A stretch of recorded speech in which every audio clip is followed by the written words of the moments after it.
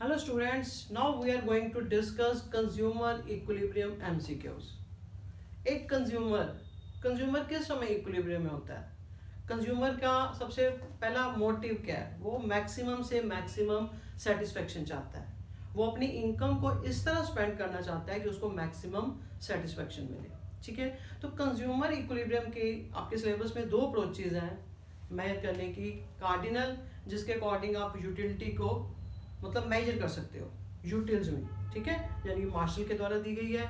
दूसरी अप्रोच आपकी आ रही है ऑर्डिनल यूटिलिटी, जो गिवन बाय हिग्स, और जिसके अकॉर्डिंग आप जो यूटिलिटी को प्रेफरेंस में मतलब बता सकते हो किससे आपको ज़्यादा मतलब मिली सेटिस्फेक्शन। उसके हिग्स के अकॉर्डिंग आप यूटिलिटी को मेजर नहीं कर सकते। और हिग्स के अकॉर्डिंग ये जो कार्डिनल जो यूटिलिटी है उसका सबसे बड़ा ड्रॉबैक ये है कि वो यूटिलिटी को मेजर करना, ठीक है, यानी कि इसलिए आप कोई मतलब अगर बेटर कौन सी है, Hicksian approach is better, because preference में बता सकते हैं। हमारे अंदर कोई वो तो लगा नहीं, पैमाना तो लगा नहीं, हमें बता सकते हैं कि हमें इस चीज़ की कंजम्पशन की और हमें कितनी यूटिलिटी मिली, ठीक है ना। हम प्रेफरेंस में बता सकते हैं कि हाँ जी ये चीज़ से मेरे ज़्यादा सेटिस्फेक्शन दी है या इसने चीज़ ने ज़्यादा सेटिस्फेक्शन दी है। क्लियर, यानी कि Hicksian approach is more realistic. Clear, तो ये जो कंज्यूमर इक्विलिब्रियम के जो मैं जो एमसीक्यू आपके साथ डिस्कस करूंगी, ठीक है, जो इस टाइप के एमसीक्यू है, अगर साथ में आपको एक एमसीक्यू मैं करवा रही हूँ तो 5-6 एमसीक्यू साथ में क्लियर हो जाएंगे, ठीक है। साथ के साथ उसके कॉन्सेप्ट में साथ के साथ आपको डिटेल में बताती जाऊंगी। और दूसरा कंज्यूमर इक्विलिब्रियम पे जो डिटेल लेक्चर है वो भी रेडी है, और इसकी क्विक रिवीजन वो भी मेरे चैनल पे आपको प्लेलिस्ट में अवेलेबल है। तो बाकी इस लेक्चर के एंड में मैंने इन दोनों को साथ में टैग किया है। क्लियर, तो नाउ हम स्टार्ट करते हैं एमसीक्यू ऑफ कंज्यूमर इक्विलिब्रियम। तो देखो सबसे पहले हमें पता है जब हम किसी चीज़ की पहले किसी चीज़ की क्यों मतलब यूज़ करते हैं, कंज्यूम क्यों करते हैं, बिकॉज हमें उसकी यूटिलिटी होती है, ठीक है। यानी कि यूटिलिटी क्या है, किसी भी कमोडिटी में उसको हमारी जो इच्छा है उसको सेटिस्फाई करने की पावर है, ठीक है। Want satisfying power of A commodity is utility. हम जैसे किसी चीज़ की कंजम्पशन को बढ़ाते जाएंगे ना, तो उससे मिलने वाली जो हमारी मार्जिनल यूटिलिटी है वो कम होती जाएगी, ठीक है, because of diminishing marginal utility. यानी कि जैसे जैसे किसी चीज़ की कंजम्पशन बढ़ाओगे उससे मिलने वाली आपको यूटिलिटी मतलब डिक्रीज होती जाएगी, ठीक है। तो ऐसे ही आपके पास सबसे पहले ये डायग्राम में आ रही है कि जो टोटल यूटिलिटी है, टोटल यूटिलिटी हर मार्जिनल यूटिलिटी को जोड़ के बनती है, ठीक है। तो जैसे जैसे किसी आप चीज़ की कंजम्पशन बढ़ा रहे हो, ठीक है, टोटल यूटिलिटी इंक्रीज हो रही है, टोटल यूटिलिटी इंक्रीज हो रही है, और मार्जिनल यूटिलिटी उसकी डिक्रीज हो रही है, ठीक है, मार्जिनल यूटिलिटी डिक्रीज हो रही है। बट एक बात याद रखना, जब टोटल यूटिलिटी इंक्रीज हो रही है, मार्जिनल यूटिलिटी डिक्रीज तो हो रही है बट ये पॉजिटिव है, ठीक है, पॉजिटिव है। और जब टोटल यूटिलिटी मैक्सिमम या कांस्टेंट है तो at that point marginal utility आपकी जीरो होती है, ठीक है, यानी इसको पॉइंट ऑफ स्टाइटी या पॉइंट ऑफ सैचुरेशन भी कहते हैं। इसके बाद मार्जिनल यूटिलिटी आपकी नेगेटिव होना स्टार्ट हो जाती है और ये टोटल यूटिलिटी मतलब डिक्रीज करना स्टार्ट कर जाती है, यानी कि आपको उस चीज़ से अब कोई यूटिलिटी नहीं मिल रही, आपको डिसयूटिलिटी हो रही है, वो चीज़ की कंजम्पशन आपको अब नुकसान कर रही है, ठीक है। अगर हम भूख से ज़्यादा खाई जाएंगे नेचुरली हमारा पेट खराब हो जाएगा, ठीक है। तो क्लियर, यानी कि अब इसके मैच आ रही है, कह रहा है पॉजिटिव एमयू है, यानी कि एमयू पॉजिटिव है बट टीयू उस समय आपका इंक्रीज हो रहा है, यानी कि ये इसके साथ मैचिंग हो जाएगा, ठीक है। फिर कह रहे हैं marginal utility is zero, marginal utility zero कब है, जब टोटल यूटिलिटी इज मैक्सिमम, ये आपके साथ इसके साथ ऑप्शन जाएगी। फिर कह रहे हैं मार्जिनल यूटिलिटी नेगेटिव, यानी कि नेगेटिव हमें पता है कि लेस देन जीरो है, तो इसके साथ आपकी ये ऑप्शन जाएगी। क्लियर, ऐसे स्टाइटी के साथ उसने देखा टी यू स्टार्ट फॉलिंग, इस पॉइंट पे जब स्टाइटी है ना, यानी कि इसके यहाँ पे मैक्सिमम थी, इसके बाद क्या हो रहा है, T you start falling, fall करना स्टार्ट कर रही है, यानी कि ये पॉइंट इसके साथ मैच जाएगा। तो ठीक है, आपको वहाँ पे ऑप्शन दे रखी होंगी ऐसे, मतलब उसके ऑप्शन में जैसे ए के साथ ये मैच कर रही है ऑप्शन हमारी फर्स्ट, बी के साथ सेकंड जा रही है, ठीक है, और थर्ड उसके साथ फोर्थ जा रही है, ठीक है, और डी आपकी जा रही है थर्ड के साथ। ऐसे आपको ऑप्शन उसने दी होगी, जो आपको जो सही है उसको आपने टिक कर देना। क्लियर, तो एक क्वेश्चन इसमें और ऐसे भी बनता है कि बिलो द पॉइंट ए, जब कह रहा है कि मान लो हमने मार्जिनल यूटिलिटी एक्स एक्सिस पे इंटरसेक्ट कर दी है, ठीक है, तो बिलो द पॉइंट जो हमारा जो पॉइंट आता है उसके below the point T U क्या है, below the point T U is falling, वो फॉल कर रही है। क्लियर।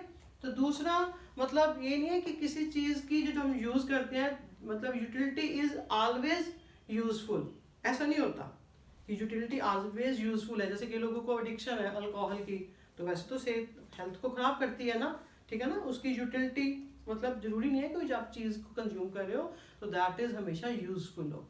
क्लियर। तो फिर अब आपके पास आ रहा है एक फिर मैच आ रहा है, मैच में वो कौन सा लॉ किसने दिया उसके बारे में बता रहा है कि जैसे कार्डिनल यूटिलिटी का थिंकर कौन है। कार्डिनल यूटिलिटी का हमारे पास मार्शल, एल्फ्रेड मार्शल ने दिया ये, ठीक है। फिर कह रहा है ऑर्डिनल किसने दिया है, ऑर्डिनल हिग्स एंड एलन, दो नाम है, कई बार ये याद रखना, ठीक है। हिग्स एंड एलन अगर दो के मैचिंग में आ रहा है तो दोनों को टिक करना है आपने, ठीक है। तो कह रहा है डिमिनिशिंग मार्जिनल यूटिलिटी का ओरिजिनेटर कौन है, ये आपके पास गॉसन फर्स्ट लॉ है, इसके द्वारा दिया गया गॉसन, ठीक है। फिर वही एमआरएस कॉन्सेप्ट आता है, जो मार्जिनल एमआरएस आ रहा है, मार्जिनल रेट ऑफ सब्स्टिट्यूशन, किस में आता है, आईसी कर्व में आता है, ठीक है ना, उसमें यूज करते हो ना, तो ठीक है। तो आईसी कर्व में यानी कि ये हिग्स और एलन के द्वारा दिया गया। क्लियर। ऐसी आपको ऑप्शन दी होगी सीक्वेंस ए बी साइड कौन मैच है, जैसे मैंने वो फॉर्म बताई, आपने इसको क्लियर कर देना है। क्लियर। फिर आपके पास तीसरा क्वेश्चन आ रहा है, कहते हैं D you law of diminishing marginal utility की एक्सेप्शन केस क्या है। एक्सेप्शन मतलब कहाँ कहाँ ये एप्लीकेबल नहीं होता, ठीक है। वो पहले कह रहा है मनी, वैसे इसने एग्जांपल इसमें सही नहीं दी, मनी या कांस्टेंट मान रहा है, ठीक है ना। आप इन मतलब ऐसे होना चाहिए, मनी इज कांस्टेंट, उसकी assumption है, ठीक है। ओके क्लियर है। फिर कह रहा है रेयर आर्टिकल्स, रेयर कलेक्शन, ये होता है कि जब हम किसी चीज की रेयर कलेक्शन करते हैं, यानी कि हमें होता है कि हमें क्या होता है कि हम उसकी मतलब कलेक्शन होता है कि हमें और कलेक्शन करें इसकी। क्लियर। उसकी कलेक्शन हम और करना चाहते हैं, ठीक है, क्योंकि वैसे ही कम है। दूसरा म्यूजिक, एक बार आप म्यूजिक सुनते हो तो आपको लगता है कि मैं और सुनूं, यानी कि मान लीजिए उसकी यूटिलिटी मार्जिनल यूटिलिटी इंक्रीज हो रही है, ठीक है। फिर एडिक्टिव गुड्स होती हैं, वही कैसे किसी पर्सन को अगर अल्कोहल है, ठीक है, उसकी जहाँ किसी चीज़ का हमें नशा है, किसी चीज़ का हमने जैसे कि हमने ये करना है, ठीक है ना, तो उसको लगता है कि मैं और करूं, मतलब और अल्कोहल लूं, उसको ज़्यादा अच्छा लगता है। दैट्स आई कहते हैं कि law of diminishing marginal utility के एक्सेप्शंस क्या है, किस किस केस में वो एप्लीकेबल नहीं होता, ये यहाँ सभी उसकी एक्सेप्शंस ही हैं, ठीक है ना। क्लियर। तो ये आपके ऑप्शन में चारों ऐसे मैचिंग आ रही है, तो उसको आप क्लिक कर दोगे। क्लियर। फिर आपको आ रहा है not properties of IC curve की प्रॉपर्टी के अंदर आपको सारा क्वेश्चन ही क्लियर हो जाना है। प्रॉपर्टीज ऑफ आईसी के सबसे पहले कह रहा है कि दे स्लोप डाउनवर्ड, आईसी की क्या प्रॉपर्टी होती है, एक्स गुड ले रहे हो और यहाँ पे वाई गुड ले रहे हो, ऐसी है ना, वो डाउनवर्ड होती है, फ्रॉम लेफ्ट टू राइट जाती है, ठीक है, और कन्वेक्स टू द ओरिजिन होती है, यानी कि ये सही है। टू आईसी कैन इंटरसेक्ट, वो कहते हैं कि क्या दो आईसी इंटरसेक्ट कर सकते हैं, ये प्रॉपर्टी गलत है, because IC can never intersect. अगर आप ये इंटरसेक्ट करोगे, ठीक है, यानी कि कह रहा है ये इंटरसेक्ट कभी नहीं करती, बिकॉज हमें हायर आईसी ज्यादा सेटिस्फेक्शन देती है। क्लियर। फिर आपके पास आता है हायर आईसी शोज, वही इसी प्रॉपर्टी के कारण हम कहते हैं कि इंटरसेक्ट नहीं कर सकती, ठीक है, नहीं कर सकती। कन्वेक्स टू ओरिजिन, ये कन्वेक्स टू द ओरिजिन है shape. Neither touch X axis nor Y axis, किसी टच को एक्स टच नहीं करती, because a combination of two good है, यानी कि कह रहा है अब नॉट प्रॉपर्टी ऑफ आईसी की प्रॉपर्टी कौन सी नहीं है, दिस वन। ऑप्शन आई होंगी, बनी होगी, कोई भी ऑप्शन ऐसे मत कर देगा कि इसमें लिख देगा 1 3 नहीं है, किसी में लिख देगा 4 किसी में अकेला सेकंड दिया होगा ऑप्शन, ठीक है ना, ऐसे तो आप देखना केयरफुल होके, आपको आंसर मिल जाएगा। क्लियर। फिर आपके पास आता है कि मार्जिनल रेट ऑफ सब्स्टिट्यूट की डिनोट क्या करता है, यानी कि एमआरएस क्या करता है, the rate at which commodity one is sacrificed for another commodity, ठीक है, marginal rate of substitution, the rate at which one commodity sacrificed for another good, ठीक है। जो आईसी में ये जो है हमेशा मार्जिनल रेट ऑफ सब्स्टिट्यूशन उसका, ठीक है, क्लियर, इसका डिक्रीज होता है, ठीक है, marginal rate of substitution decrease है इसमें।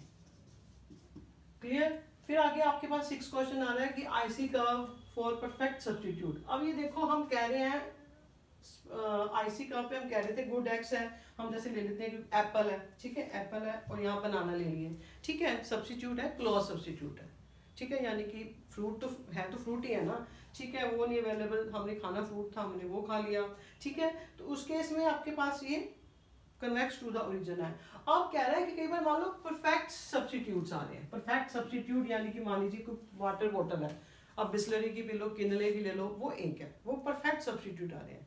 परफेक्ट सब्स्टिट्यूट उस परफेक्ट क्वेश्चन को ध्यान से देखना आपने, अगर परफेक्ट सब्स्टिट्यूट है तो जो आईसी है उसकी स्लोप कैसी होगी, downward slope convex to the origin नहीं, वो स्ट्रेट लाइन होगी with constant slope. Straight line वो तो वैसे स्ट्रेट लाइन बनेगी आपके पास ऐसे, ठीक है, बिकॉज वो गुड्स आर परफेक्ट सब्स्टिट्यूट, ये आपने ध्यान रखना है। अगर वो परफेक्ट दे रहा है तो वैसी कांस्टेंट स्लोप है उसकी, ठीक है। अगर वो ऐसी गुड एक्स बनाना फ्रूट्स ऐसे दे रहे हैं तो वो वैसे इसकी शेप्स इसकी कन्वेक्स टू द ओरिजिन होती है, डाउनवर्ड स्लोपिंग है।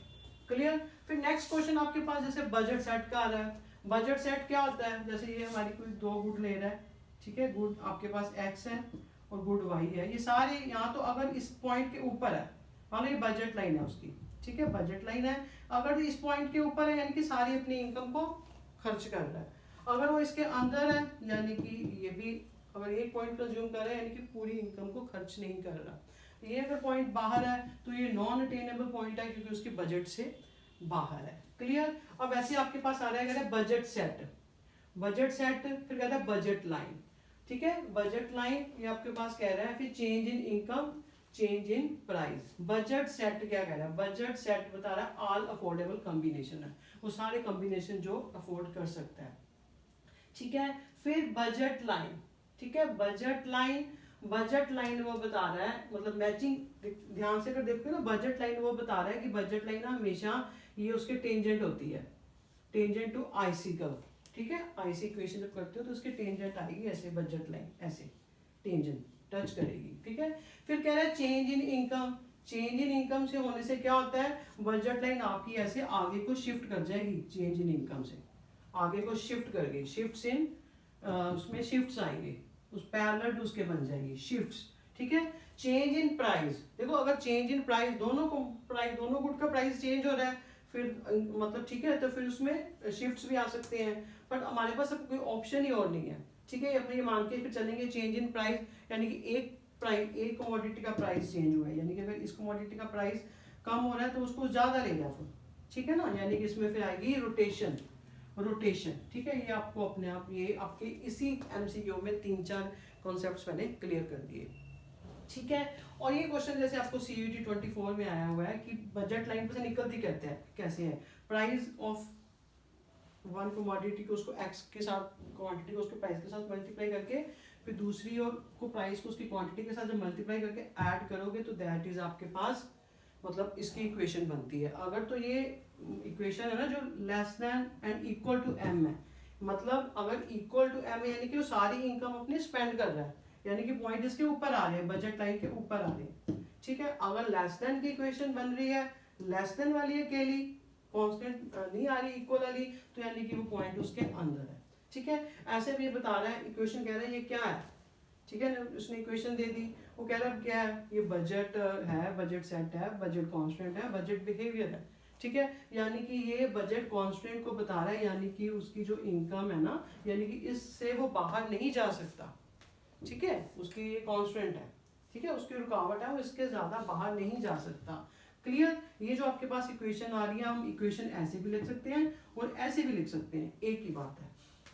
क्लियर। फिर आपके पास आगे क्वेश्चन आ रहा है, कह रहा है if price of Y, sorry price कह रहा है प्राइस ऑफ वाई डिक्रीजेस, ठीक है, प्राइस ऑफ वाई कह रहा है डिक्रीज हो रहा है, Y income and sorry price X है यहाँ पे, एक्स यहाँ पर वाई आ गया है, कह रहे हैं अब आपके पास क्वेश्चन क्या कह रहा है कि अगर आपके पास चलो एक पहले और बात है, ये जो आपके पास बजट लाइन है, बजट लाइन की स्लोप क्या बताती है, बजट लाइन की स्लोप हमेशा आपको ये बताती है चेंज इन जो इस पे आ रहा है वाई पे और चेंज अपॉन एक्स, इसकी ये बताती है, ठीक है। यानी कि आप कहने का मतलब पहले कितना सेक्रीफाई कर रहे हो, अगर आप इसको ज्यादा लेना चाहोगे तो आपको ये सेक्रीफाई करना पड़ेगा ना, ठीक है। यानी कि ये आपके पास ऊपर जो न्यूमिनेटर है ये हमेशा यानी कि सेक्रीफाई कर रहे हो, यानी कि नेगेटिव फॉर्म में होता है, नेगेटिव, बट इसको हम एक एब्सोल्यूट टर्म में मतलब होता नेगेटिव है बट इसको हम एब्सोल्यूट टर्म में कंसिडर करते हैं, ठीक है।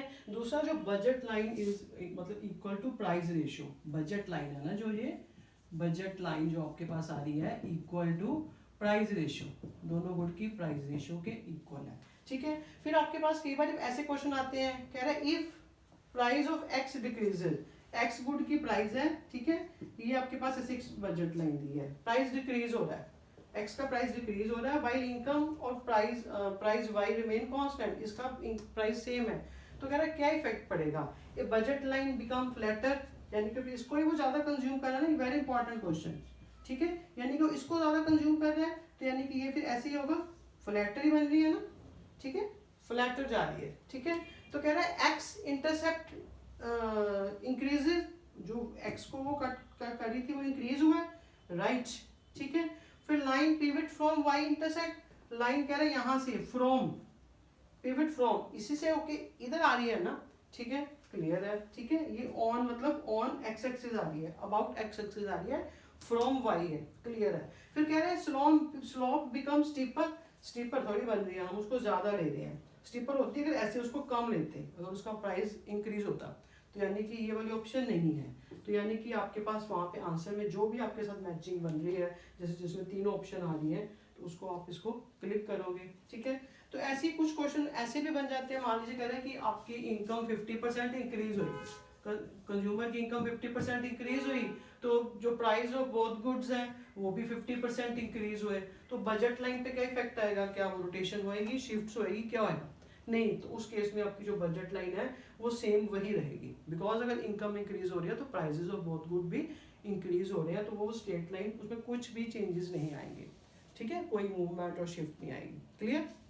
अब आपके पास आ रहा है 10th question, in one case commodity, one case commodity में कंज्यूमर किस समय इक्विलिब्रियम है, जब उसका प्राइस और उस गुड की मार्जिनल यूटिलिटी आपस में बराबर है तो इक्विलिब्रियम है, ठीक है, ये सिचुएशन भी और ये सिचुएशन भी उसकी मार्जिनल यूटिलिटी ऑफ मनी के बराबर होती है, ठीक है, यानी कि दोनों सेम है, ठीक है, यानी कि यहाँ ऑप्शन आपको एक ये भी हो सकती है तब भी वो इक्विलिब्रियम है, ये वाली ऑप्शन भी दी हो सकती है अकेली ओनली तब भी वो इक्विलिब्रियम है, अगर दोनों का कॉम्बिनेशन बना के दे रखा है 1 and 2 तो वो ऑप्शन सही होगी, ठीक है, यानी कि ये कह रहा है ऐसे गुड एक्स है, वहाँ पे मार्जिनल यूटिलिटी और प्राइस ले रहा है, ये उसका प्राइस है गुड का, ये मार्जिनल यूटिलिटी है, ठीक है, यानी कि वो यहाँ पे इक्विलिब्रियम में है इस पॉइंट पे, ठीक है, और ये वाली सिचुएशन इधर है, यूटिलिटी ज्यादा हो रही है उसको, ये वाली इधर है, तो वो दोनों इक्विलिब्रियम की सिचुएशन नहीं है, यानी कि इसका मतलब है वो यूटिलिटी ज्यादा है उसको और मत कंज्यूम करेगा, टिल तब तक करता जाएगा जब तक वो इक्विलिब्रियम पे तक नहीं पहुंच जाता, क्लियर। फिर आपके ऐसे ऐसे आपके पास in two case commodity, two case commodity में जैसे margin utility of X upon price of X equal to margin utility of Y price of Y, ये कंडीशन उसकी एप्लीकेबल है, ठीक है, अगर आपको ये सिचुएशन दे दी है, नो इसमें भी नहीं है, इसमें भी नहीं है, हाँ कई बार क्वेश्चन ऐसे भी पूछे जाते हैं कि अगर वो इस सिचुएशन पोजीशन में है तो प्राइस वाई गुड की प्राइस पे क्या किया जा सकता है कि वो इक्विलिब्रियम में पहुंचे, ठीक है, यानी कि ये कि उसको इसकी जो यूटिलिटी ज़्यादा है अभी ज़्यादा कंज्यूम कर रहा है, फिर हम क्या करेंगे वाई के प्राइस को डिक्रीज कर देंगे, वाई के प्राइस को डिक्रीज करने से क्या होगा, इसकी वो ज़्यादा परचेज खरीदना शुरू कर देगा, ज़्यादा कंजम्पशन करेगा, ज़्यादा कंजम्पशन करने से क्या होगी उसकी मार्जिनल यूटिलिटी उसको अकॉर्डिंग टू DMU कम होती जाएगी, तो यानी कि ये फिर आपस में बराबर होते जाएंगे, ठीक है ना, इसकी वो कंजम्पशन ज़्यादा करेगा, ठीक है, तो उसकी वो कम कर देगा, तो नेचुरली वो कम कर देगा, उसकी फिर यूटिलिटी बढ़ जाएगी, दोनों आपस में ये इक्विलिब्रियम कंडीशन में आ जाएंगे, क्लियर। अगर ऐसा सिचुएशन है तो वाई गुड की प्राइस को डिक्रीज करने पे वो इक्विलिब्रियम पोजीशन में पहुंच जाएंगे, दूसरा केस आ रहा है तो एक्स के प्राइस को डिक्रीज करने पे वो इक्विलिब्रियम कंडीशन में, ठीक है, क्लियर। तो फिर आपके पास आगे क्वेश्चन आ रहा है 12th एक कि आईसी एनालिसिस बता रहा है एक कंज्यूमर अचीव इक्विलिब्रियम, कहता है कब होगा, ठीक है, मतलब कह रहा है कि जब अब हमें पता है इन आईसी में ये प्राइस लाइन है जिसको बजट लाइन भी बोलते हो, मतलब ये है, और ये आईसी कर्व है, ठीक है, आईसी कर्व क्या होती है एमआरएस को शो कर रही है, इस पॉइंट पे ये दोनों आपस में बराबर है, इक्विलिब्रियम है, ये वाली सिचुएशन इधर वाली है, ये वाली सिचुएशन इधर वाली है कि वो कंज्यूमर इक्विलिब्रियम में नहीं है, ये वाली ऑप्शन राइट है, और कई बार इसके साथ एक और ऑप्शन बना देते हैं इसके साथ ही कि यानी कि उसको मैक्सिमम यहीं पे इक्विलिब्रियम है, he don't wants to change his position, तो ये वाली सिचुएशन उसके साथ जाएगी फिर, क्लियर। फिर आएगी ऐसे आपके पास आगे Ravi choosing tea and coffee, कह रहे दो कर रहा है वो टी और कॉफी कंज्यूम कर रहा है, ही फाइंड्स दैट कि वो 2 कप टी ले रहा है और 1 कप कॉफी ले रहा है, तो फिर वो कह रहा है अगर 1 कप टी ले लेता है 2 कप कॉफी ले लेता है, तो उसको सेम सेटिस्फेक्शन रहती है, सेम लेवल रह रहा है उसका, ठीक है ना। तो यानी कि वो कंज्यूमर कौन कहाँ पे है, बजट लाइन पे है, आईसी पे है, डिमांड कर्व पे है, आइसोकार्ट कहाँ पे है, सेम आ रही है लेवल्स ऑफ सेटिस्फेक्शन है, यानी कि वो आईसी पे है, यानी कि आईसी पे जो लेवल ऑफ सेटिस्फेक्शन होता है सेम होता है, ठीक है ना, उसको सेम हर पॉइंट पे सेम सेटिस्फेक्शन मिल रही है, ये कंज्यूमर इज इनडिफरेंट, ठीक है, दूसरे पॉइंट्स के प्रति इनडिफरेंट है। क्लियर। ऐसे के बाद आपको क्वेश्चन ऐसे भी आ जाते हैं कि मान लो कह रहे हैं कि हमने उसने marginal rate of substitution MRS दे दिया 3, 2 गुड के प्राइस दे दिए, एक का भी 3 है, वाई गुड का भी प्राइस 3 है, कहता बताओ वो इक्विलिब्रियम में है। तो आप देखोगे एमआरएस है 3 इज इक्वल टू, अब इसके बराबर होता है price of X price of Y, ये तो मतलब इक्वल नहीं आ रहे ना, फिर 3 इज इक्वल टू 1 आ रहा है, इक्वल नहीं है, यानी कोई इक्विलिब्रियम की कंडीशन में नहीं है, ठीक है ना, 3 इज ग्रेटर देन 1 है। तो फिर क्या होगा कि बस सिचुएशन भी पूछ लेते हैं, सिचुएशन ऐसी भी होनी चाहिए कि वो एक्स गुड की कंजम्पशन को ज़्यादा कर रहा है, मतलब एक्स की गुड्स की कंजम्पशन को ज़्यादा कर रहा है, जिससे क्या होगा उसकी कंजम्पशन बढ़ाई जा रहा है, उसे मिलने वाली उसको यूटिलिटी कम होती जाएगी, मार्जिनल यूटिलिटी तब तक करता रहेगा जब तक यहाँ पर उसमें बराबर नहीं आ जाते। क्लियर। देखिए अब हम आगे क्वेश्चन नेक्स्ट क्वेश्चन डिस्कस करने जा रहे हैं, थोड़ा सा क्वेश्चन ध्यान से ट्रिकी है। देखो कह रहा है at the point where marginal utility become 0, हमें पता है जब मार्जिनल यूटिलिटी 0 कब होती है, जब टोटल यूटिलिटी मैक्सिमम होती है, ठीक है।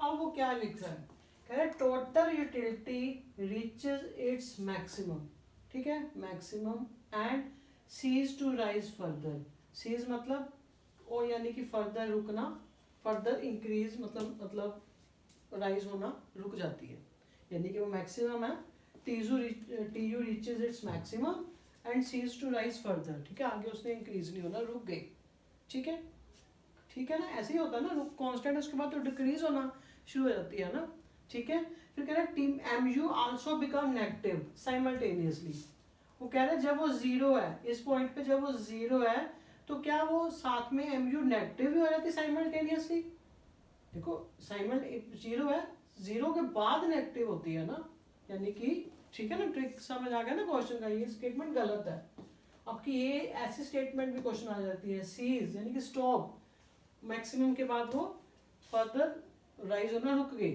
ठीक है, ये सही है। फिर क्वेश्चन ऐसे भी होते हैं जैसे बजट आपको मान लो आपकी इनकम 50 है, एक गुड का प्राइस दे दिया, दूसरी गुड का प्राइस दे दिया, वो कह रहा है मैक्सिमम इसको कितना ले सकते हो बंडल, अगर आप कैसे निकालोगे, आपकी मनी इनकम जैसे 550 है, प्राइस ऑफ एक्स 5 है, यानी कि अगर आप इसके एक्स के मैक्सिमम 10 बंडल ले सकते हो, तो वाई को 0 लोगे तो आपकी पूरी इनकम, ठीक है, एक्स के मैक्सिमम 10 बंडल, ऐसे ही वाई के कितने ले सकते हो 50/10, प्राइस से डिवाइड करोगे तो 5, वाई के 5 बंडल आप ले सकते हो। क्वेश्चन ऐसे भी आपको ऑप्शन में दिए पूछे जा सकते हैं, ठीक है। फिर आपके पास एक ये आ रहा है कि आई सी एज्यूम, हमें पता है जो इंडिफरेंस कर्व क्या एज्यूम करती है, कंज्यूमर रैशनल है, ठीक है, मतलब मैक्सिमम से मैक्सिमम सेटिस्फेक्शन चाहता है। फिर आपके पास आ रहा है कि preference are complete and transitive, ये भी मतलब सेम ही है, वो रैशनल है, इसका मतलब भी सेम सेंस ही जा रही है, मतलब होता है कि यानी कि कह रहा है कि उसको ए बी से अच्छा लगता है, वो बी सी से अच्छा लगता है, तुम कह सकते हैं कि ए उसको प्रेफर करेगा सी से, नेचुरल सी बात है, यानी कि मीनिंग सेम ही जाते हैं। अगर ऐसा क्वेश्चन ऐसे क्वेश्चन में ऑप्शन आती है तो दोनों ऑप्शन राइट है, इसको आपने इग्नोर नहीं कर देना कि हमें तो कुछ पता ही नहीं है, इसको मानो ही ना, ठीक है, सेम चीज़ है। फिर आपके पास नेक्स्ट क्वेश्चन आ रहा है, कह रहा है cardinal utility analysis is criticised, cardinal utility को हम क्यों क्रिटिसाइज करते हैं, मैंने आपको स्टार्टिंग में बोला था कि यूटिलिटी एक तो वो एब्सोल्यूट टर्म में मापता है, हमें कहते हैं 1 यूटिल मिली, दूसरी 2 यूटिल मिली, ऐसी यूटिलिटी वो उसकी गलत है, ठीक है ना। कह रहा है is criticised, why utility can not be measured, ठीक है, हम उसको ऐसे माप थोड़ी सकते हैं, ठीक है ना, एक प्रेफरेंस ज़्यादा बेटर है। फिर assumption of constant marginal utility, वो कहता है marginal utility of money is जो कांस्टेंट मानी जाती है अनरियलिस्टिक है, ये भी उसकी ऑप्शन ठीक है गलत है। फिर ignore the ordinal nature of preference, वो इग्नोर करता है ना ऑर्डिनल नेचर को, कि हम प्रेफरेंस नहीं दे सकते हैं तो माप सकते हैं, जो कि पॉसिबल ही नहीं है, ठीक है, यानी कि आई मीन टू से तीनों ऑप्शन आपके सही हैं। चौथी आ रही है assumes preference are incomplete, incomplete का मतलब है उसके पास प्रॉपर इन्फॉर्मेशन ही नहीं है, इसलिए वो नहीं कर पा रहा, इसकी कोई रेलेवेंसी नहीं है बीच में, यानी कि ये तीनों ऑप्शन सही, मतलब यूटिलिटी कैन बी क्रिटिसाइज्ड, इसी बेस पे क्रिटिसाइज किया जा सकता है, ठीक है, किया जाता है मतलब। फिर आपके पास आता है कि यूटिलिटी क्वेश्चन वैसे बता रही है यूटिलिटी सब्जेक्टिव, यानी कि हर पर्सन की यूटिलिटी यूटिलिटी सब्जेक्टिव, आपकी मतलब चेंज होती रहती है। आपके लिए जिस चीज़ की यूटिलिटी है हो सकता है तो मेरे लिए उस चीज़ की यूटिलिटी ना हो, ठीक है। पर्सन टू पर्सन किसी लिए किसी चीज़ की यूटिलिटी ज़्यादा है, पर्सन टू पर्सन चेंज करती है, ठीक है। तो दूसरे एक और बात जो आप करते हो, law of diminishing marginal utility आप पढ़ते हो, उसमें ये इसकी एजम्पशन है कि जो कॉन्टीन्यूटी जो आप कंजम्पशन कर रहे हो ना, कॉन्टीन्यू प्रोसेस होना चाहिए, कॉन्टीन्यूटी भी होनी चाहिए तभी एप्लीकेबल है।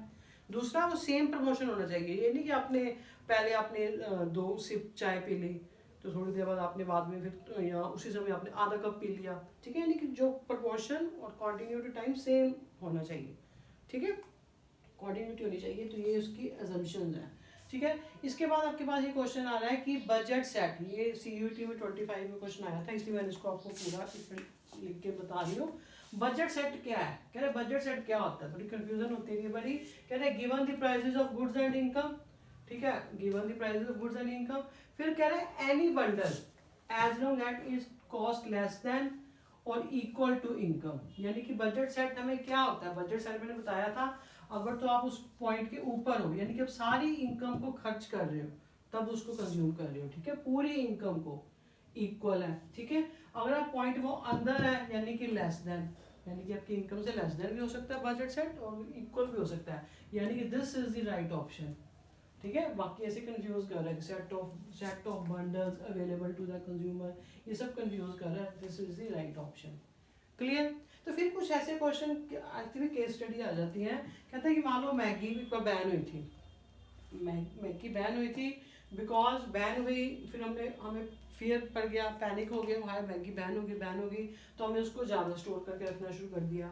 बाद में हमें पता लगा कि इसमें कोई हेल्थ के रिलेटेड कोई इशू है, लेड जो पाया जाता है, इसके कारण पे बैन हुई है, ठीक है। तो फिर हम क्या हो गए, यिप्पी दूसरी उसकी ब्रांड की तरफ चले गए, किसी और ब्रांड की तरफ, ठीक है। ऐसी सिचुएशन भी आ जाती है कई बार, ठीक है। तो क्वेश्चन इस पे कई ट्रिकी से बन जाते हैं, कई बार ऐसे पूछा जाता है कि क्या मतलब अब आपके जब ऐसी सिचुएशन आ गई तो क्या मैगी की यूटिलिटी आपके लिए अभी भी ज़्यादा है, फिर यहाँ ऐसी सिचुएशन होगी कि यहाँ मतलब यूटिलिटी जो आपके पास यिप्पी है वो उसकी ज़्यादा होगी मैगी से। ऐसे क्वेश्चन में आए तो आपने ऑप्शन को ध्यान से देखना है, क्लियर। यानी कि हमारे लिए फिर मैगी की तो यूटिलिटी रह ही नहीं गई ना, यिप्पी उसको कंज्यूम करने लग पड़ेंगे, यानी कि उसकी यूटिलिटी ज़्यादा होगी, ठीक है। फिर और भी ऐसे भी कई बार जंबल सेंस में, ये तो चलो एक कंडीशन क्लियर होगी, और भी ऐसे कई बार जंबल रूप में दे देता है कि कहता है मान लो पहले आपके पास आपने मैगी फियर आपको पड़ गया कि खत्म हो जाएगी, आपने स्टोर ज़्यादा की उसको, क्या हुआ आपके पास उसका यूटिलिटी ज़्यादा लगी, आपको उसकी यूटिलिटी ज़्यादा लगी तभी आप स्टोर कर रहे हो। फिर जैसे जैसे आपके पास स्टॉक बढ़ता गया उससे मिलने वाली मार्जिनल यूटिलिटी आपको फिर कम होती गई। फिर एक सिचुएशन आई जब टोटल यूटिलिटी मैक्सिमम होगी, मार्जिनल यूटिलिटी 0 होगी। फिर ड्यू टू हेल्थ के कारण जब पता लगा कि इसमें वो लेड पाया जा रहा है तो हमने उसको मतलब फिर उसकी मार्जिनल यूटिलिटी नेगेटिव होगी, ठीक है, क्लियर। ऐसे सीक्वेंस में भी क्वेश्चन पूछे जा सकते हैं कि बनाओ 1 2 3 4 कौन सा सीक्वेंस पहले आ रहा है, ठीक है। या कई बार ऐसे ही पूछ लेते हैं कि जब आपको पता लगा कि हेल्थ के रिलेटेड कंसर्न है तो उसकी मार्जिनल यूटिलिटी मैगी का क्या इम्पैक्ट पड़ा, तो फिर कौन सी स्टेज आई, वो नेगेटिव वाली आ गई, ठीक है ना। यानी कि ऐसे भी आपको क्वेश्चन आ सकते हैं, ठीक है। तो बाकी मैं आपको ये कहना चाहूँगी, ठीक है, क्वेश्चन तो काफ़ी निकल आते हैं नो डाउट, फिर भी मैंने आपको मैक्सिमम से मैक्सिमम कवर करवाए हैं। तो बाकी आप एक डिटेल लेक्चर जरूर सुनिए, लेक्चर के एंड पे टैग है, और तो चैनल पे मेरी प्लेलिस्ट अवेलेबल है क्विक रिवीजन और डिटेल लेक्चर की भी। दूसरा आप NCERT से एक बारी लेसन्स को चैप्टर्स को रीड जरूर करें, ठीक है। And wait for next lecture, all the best.